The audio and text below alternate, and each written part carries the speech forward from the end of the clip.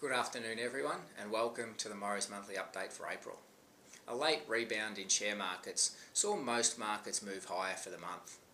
We saw a new government formed in Italy and we also saw the Bank of Japan unleash a massive stimulus program.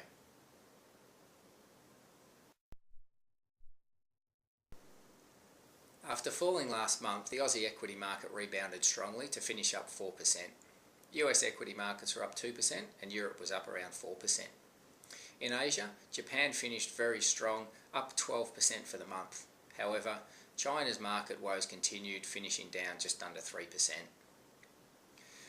Bond yields in the peripheral European region fell as Italy was finally able to form a government, and we also saw safe haven yields fall on the back of continued support by central banks. Most commodities were weaker across the board during April, with oil down 4%, and gold, after suffering its worst weekly decline in several decades, recovered to finish down 7% for the month. Most other industrial commodities were weaker, although iron ore was relatively flat. The Aussie dollar continues to be volatile.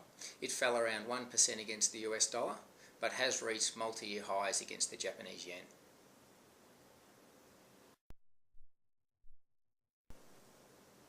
After several months of positive economic news out of the US, April's data did come in softer than expected.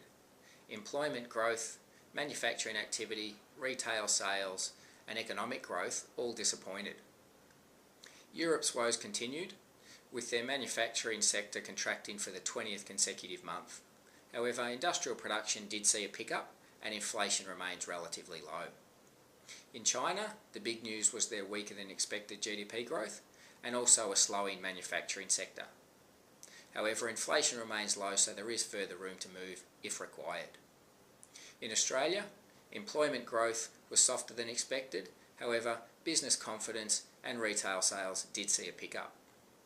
At its meeting in May, the RBA cut interest rates by 25 basis points to a record low 2.75%, citing benign inflation and below trend economic growth.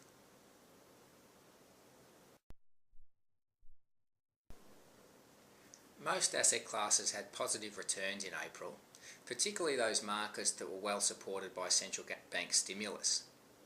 However, we now head into the seasonally weak period for equity markets, and we'll wait and see whether the sell in May and go away adage holds true, as it has for the last 3 years.